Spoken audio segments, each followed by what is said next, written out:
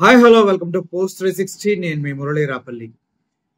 సింహాచలం అప్పన్న స్వామి టెంపుల్లో జరిగిన దుర్ఘటనని ప్రతి ఒక్కరూ చాలా సీరియస్ గా తీసుకుని అసలు ఎందుకు ఇలా జరిగింది, దీనికి కారణం ఎవరు, అయ్యో పాపం అని విలిపిస్తున్న తరుణంలో ఆ హృదయ విదారకమైనటువంటి దృశ్యాలు చూస్తూ బాధపడుతున్న సమయంలో కొంతమంది టీడీపీ సభ్యులు వాళ్ళ గ్రూప్ లో మాట్లాడుకుంటున్న మాటలు వింటుంటే గుండె తరుక్కుపోతుంది.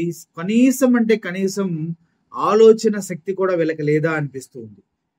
దట్టు పవన్ కళ్యాణ్ గురించిన మాటలు వింటూ ఉంటే దారుణాతి దారుణం అనిపిస్తుంది. ఎందుకంటే ఈ పవన్ కళ్యాణ్ టెంపుల్లో ఏదో జరిగిన ప్రతిసారి పంచ కట్టుకొని వచ్చేస్తాడు. ఈరోజు ఉపవాసం ఉంటా అంటాడు, దీక్ష అంటాడు, మెట్లు కడుగుతా అంటాడు. ఈసారి ఏం చేస్తాడు రా బాబు అంటే ఒకడేమో ఈసారి నరసింహ అవతారం వేసుకొని వస్తాడు అని ఇలా ఎద్దేవా చేస్తూ కామెంట్ చేస్తూ ఉంటే, అందులో ఒక అమ్మాయి ఎవరైతే గ్రూప్ లో సైనికులు ఉన్నారో వాళ్ళందరినీ, జనసేన పార్టీ సైనికులు ఎవరైతే ఉన్నారో వాళ్ళందరినీ ఆ సింహాచలం అప్పన్న రిటైనింగ్ వాల్ ఎక్కడైతే కూలిపోయిందో ఆ వాల్ దగ్గర తీసుకొచ్చి నిలబెడితే బాగుంటది అనేసి ఇలా ఇష్టానుసారంగా మాట్లాడుతూ చాలా బాధ కలిగించింది నాకు.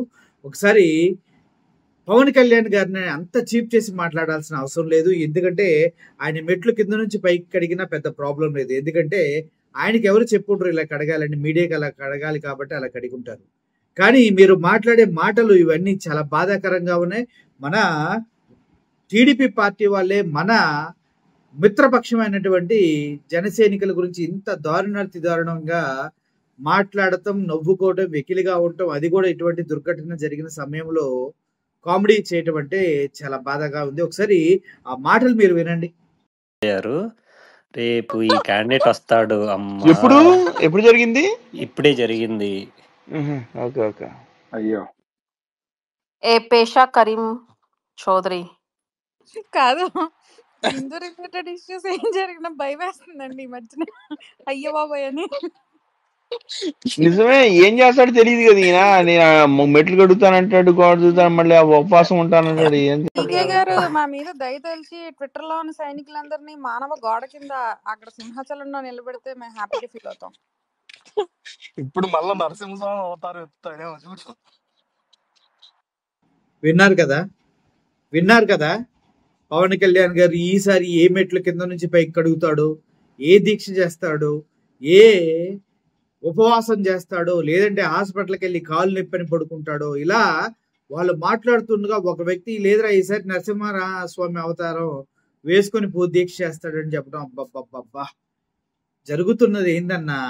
ప్రాణాలు పోయి అల్లాడుతున్నారు జనాలు. మీరేందన్న ఎట్లున్నారు? పవన్ కళ్యాణ్ దీక్ష చేస్తుండొచ్చు, మీరు మరీ అల్లాడిస్తున్నారు కదా. బాగోదన్న, ఇది కరెక్ట్ కాదు. టీడీపీ వారికి నా స్పెషల్ విజ్ఞప్తి, అయ్యా మీ టీం సభ్యులు ఇలా మాట్లాడుతూ ఉన్నారు, దయచేసి వారిని కొంచెం కంట్రోల్ చేయండి. మీకు తెలిసి మాట్లాడుతున్నారా, తెలియక మాట్లాడుతున్నారా? ఇక్కడ జరిగిన ఘటనకి వారి యొక్క వికట అట్టహాసాలకి ఎటువంటి సంబంధం లేదు. దయచేసి కంట్రోల్ చేయాలని మనసారి కోరుకుంటూ సెలవు తీసుకుంటున్నాను. Thank you for watching this video. Murali signing off. Thank you so much.